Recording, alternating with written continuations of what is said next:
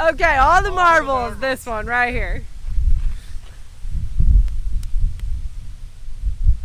Okay, I'll be right back.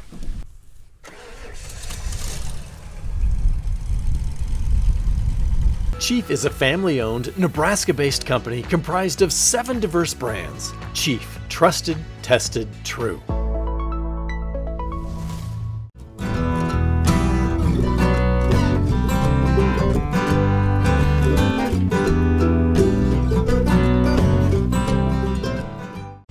Good morning, everybody. We are in the old black single cab pickup today, and we have 2 tasks that we're going to complete together. The first thing we're going to do is a nozzle has fallen off the top of the pivot, sprinkler nozzle, and we need to put that back on. And then the second thing is we need to start a pivot. And you might be asking, Laura, how is it possible that we are still starting pivots in September? The answer is I have no idea. I am kind of fed up. Grant definitely is. We've been irrigating since almost, oh my goodness, since like the first week of May. And we are into September now. We are still running the pivots around in circles. Fingers crossed this is the last circle that we're putting on, but we'll see. So those are our 2 tasks to complete today. Morning. You ready for this? I think so. How is it September already, Grant? I don't know. And how am I still working on pivots? I don't get it. I don't know. Have you experienced, in your 5 years of farming, 6 years of farming, have you ever experienced an irrigation year like this? No, I don't think anyone has. It's been ridiculous.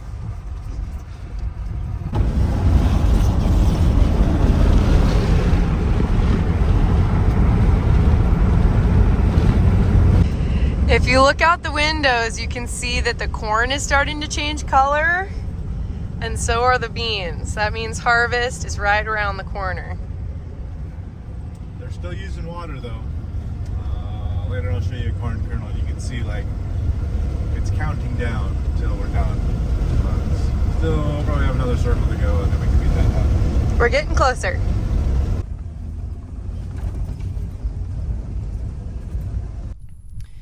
When you're driving into the field, you can really tell the difference between the irrigated and the dry land.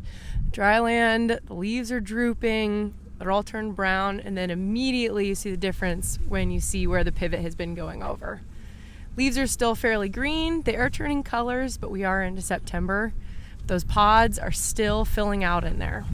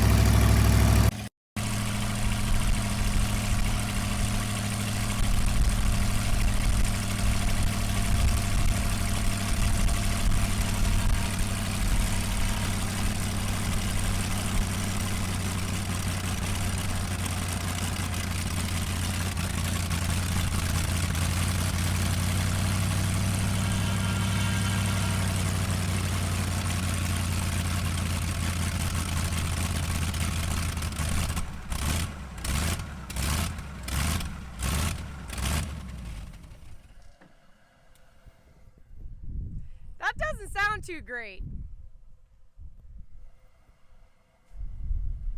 Do we have any working theories on why it could sound like that? It's either gas, spark, or airflow.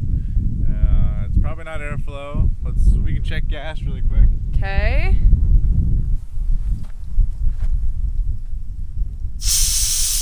Oh. There's natural gas, so it's probably this thing, which I've replaced about 30 of these this year, so I'm guessing it's this.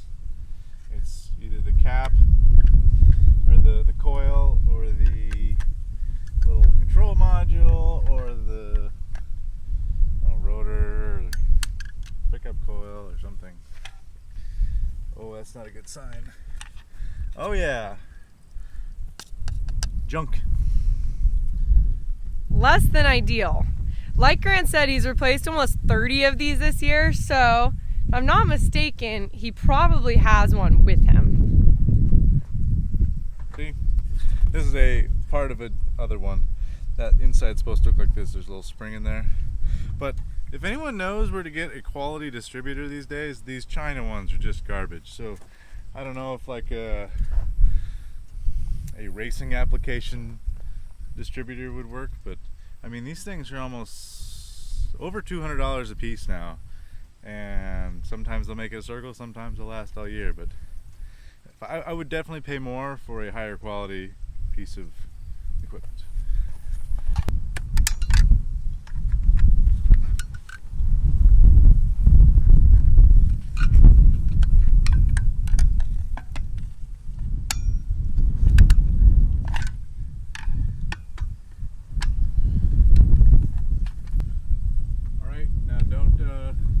Don't mix them up or else it really won't run.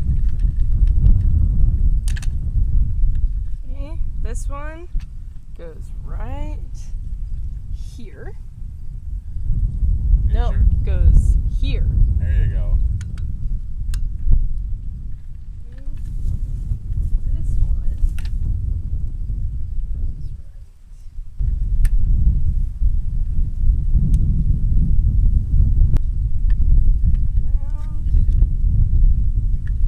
trash right there.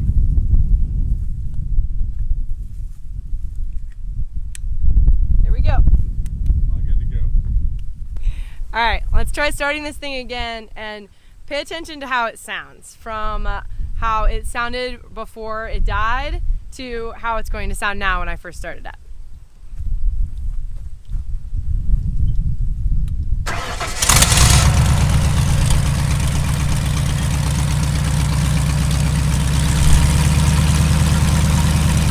I'm gonna let it warm up a little bit, and I'm going to let the pipes fill up with a little bit of water before I crank the juice up anymore.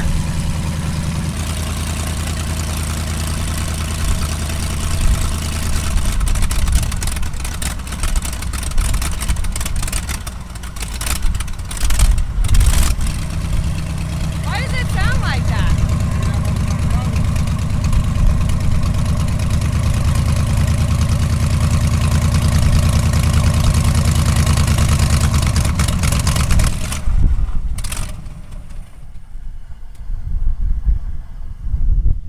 All right, so that was not the problem. This thing's been riding around in my toolbox for a while now. It's kind of greasy. Dirt and engines don't mix. So this is the bottom part of what we just put on, and if I remember from the last time I put one of these on, it was in the wintertime in the shop.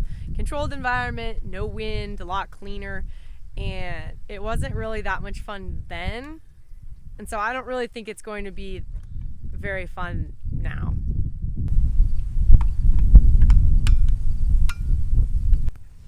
Icky.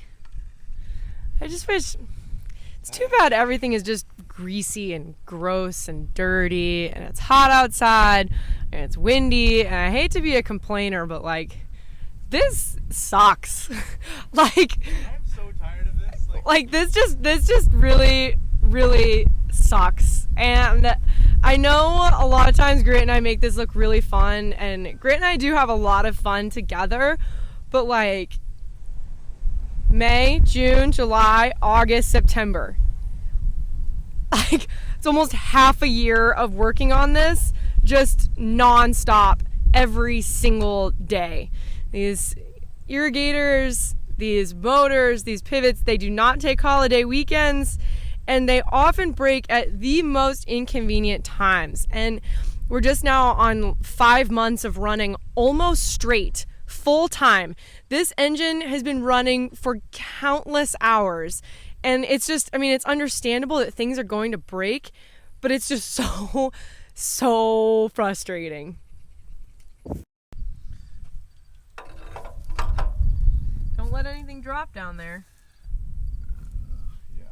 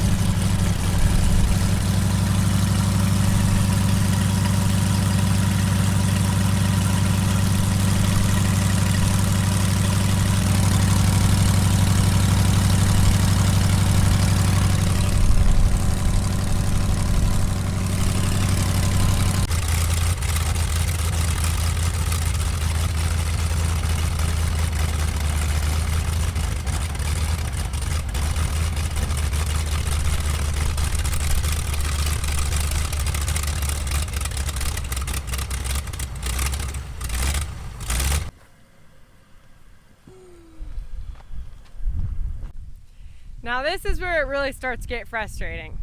It's fine for the first fix and the second fix, but now trying to diagnose and find option C for what could be broken and then try to fix it, this is when it really gets annoying. Perhaps a retreat to the pickup, away from the wind. Hey, I'm working on the Crick Farm over here. Is the natural gas turned off over here or something? Oh, it is? Alright, thanks, bye. What did we say at the very beginning, Grant? You said it could be 3 things. Air, gas, or spark. Okay, we fixed the spark. The spark is good. Well, you saw we let gas out of the line, but I guess there must be a little leak somewhere, so when the gas is off. Anyway, so we need to go turn the gas on. If you didn't gather from that whole phone conversation, the gas is off. There is no fuel coming to this motor. Of course that wouldn't run well. But it looked like that distributor cap needed to be replaced anyways. Yeah, so. That's pretty junk. Is it like Arkham's razor, like the simplest solution? Ain't got no gas in it. The simplest answer is usually a solution? What is that? All right. To option number C, to fix this thing and get it running. All of the time spent on these silly little pipes full of water. Grant, if you didn't have to irrigate, what would you do in the summer times? I would pick up painting, or I don't know. Maybe I'd ride my dirt bike a little bit. That'd be fun. Have you ridden your dirt bike any this year? This summer? A little bit in the spring, but in the past 2 months, no, I haven't. Well, no, last time I took it was to South Dakota, I think. Wow. It's kind of sad. Very sad. To the untrained eye, it might look like this is just a pipe wrench in a grass ditch, but no. No, this is a natural gas shutoff. Oh.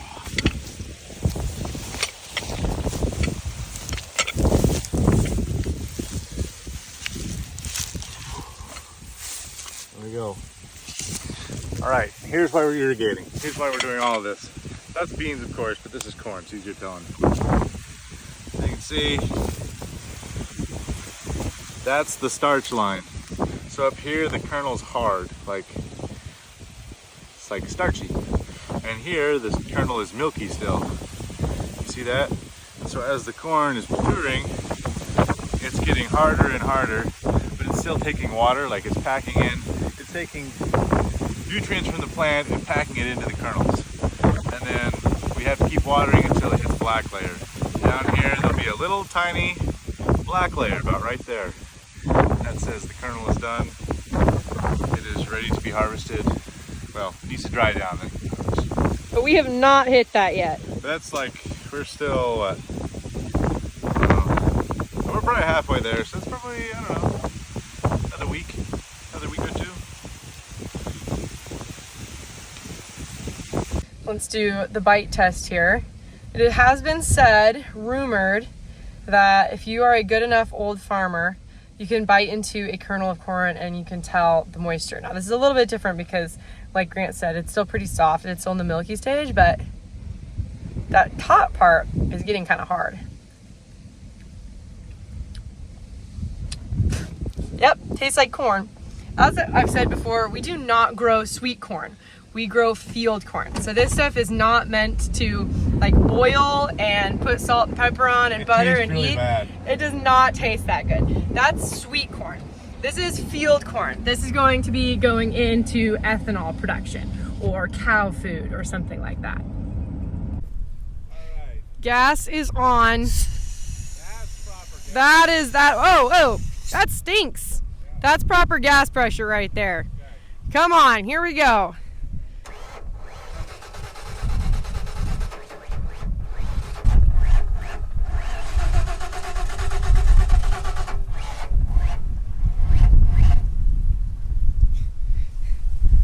What could it possibly be this time? I don't know. I'm tired of it.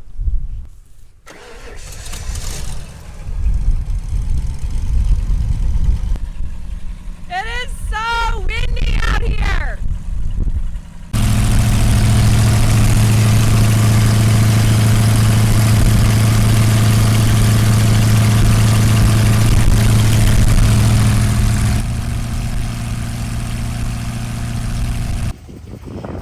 Keep growing, little beans. You got this. And pivot, please, please, please stay running.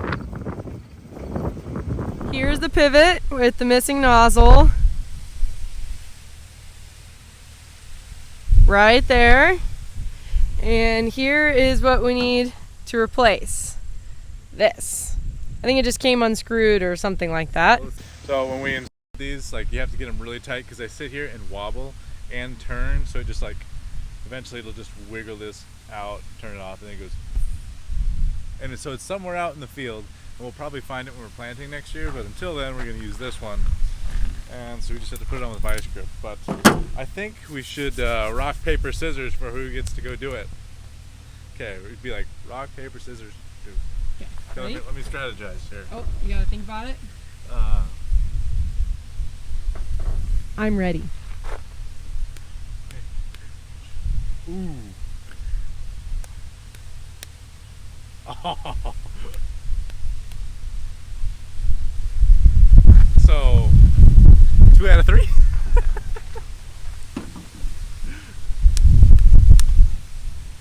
Okay, we're even. We're even.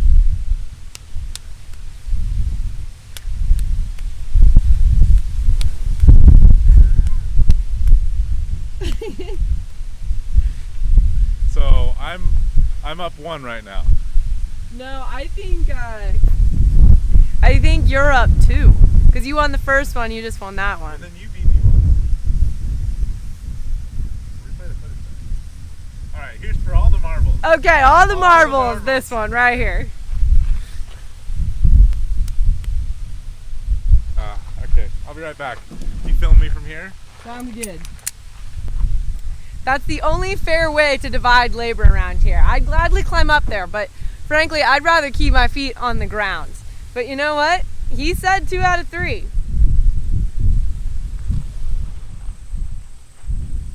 Into the corn he goes. He's somewhere in the corn down there. He's going to probably have to climb up that ladder and then shimmy across. There he goes up. Now this is the part I don't like, having to shimmy across. I prefer to leave this part to the experts with the safety harnesses and all that. Luckily Grant is strong and has done this many times before.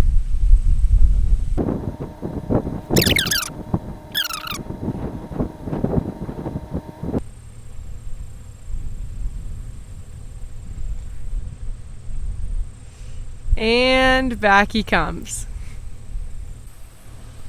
It's probably a really good thing that he lost rock, paper, scissors, because looking at it from this angle, I don't think I would be tall enough to reach it from where your feet need to stand and where your arms need to hold on to balance. I don't think I'm tall enough to wedge myself in that distance. Luckily Grant's got me beat in the height area, making him the perfect man for this job. Good job.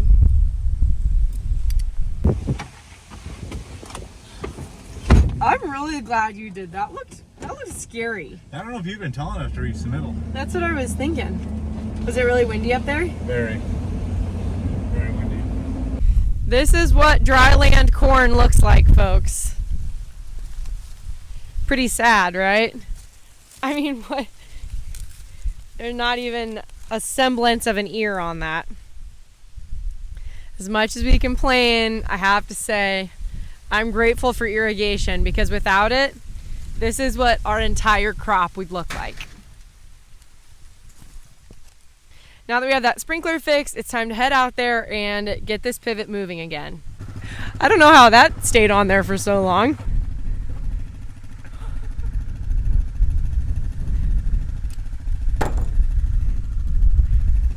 That's why we keep losing vice grips. Hop on, princess. Out to the pivot we go.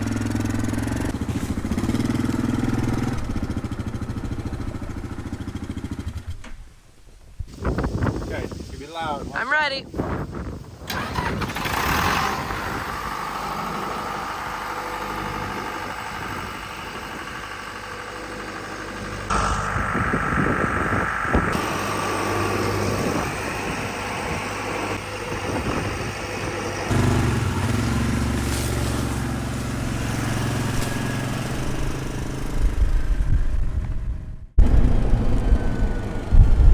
Look at that. It's fixed. Spraying water, working nicely. All right, that was enough of that. 2 pivots started, 2 pivots fixed. So all in all, I will call that a success. So thank you for watching. If you haven't checked it out already, we sell t-shirts with Bunker branding, and they put a lot of work into these t-shirts, and we happen to love them, and we think you will too. So you can check them out. There's a link in the description, or they're posted right below the video, or you can find us at bunkerbranding.com. Thank you for watching today's video. Check us out on all the other platforms if you haven't. Facebook, Instagram, TikTok, Twitter, all that kind of things. And we'll see you in the next one. Who thinks we're gonna get home? Oh yeah, I did forget to mention, we have been on low fuel all day, which is kind of the most Grant and Laura thing I've ever heard of. So I guess I'll wait to wrap it up until we actually make it home, because we very well could get stranded on the side of the road. We coasted it on fumes right to the barrel. I wanted to give you guys a little kitten update. She moved them to a cardboard box out in the shed. And she is still just being the best mom. She's in here with them almost all hours of the day, and most of them have opened their eyes. Look at that, just little pile of fluff. They're so cute. And on that sweet note, I'm going to tell you all goodbye. Thank you for hanging out with Grant and I today, and we'll see you in the next one. Bye.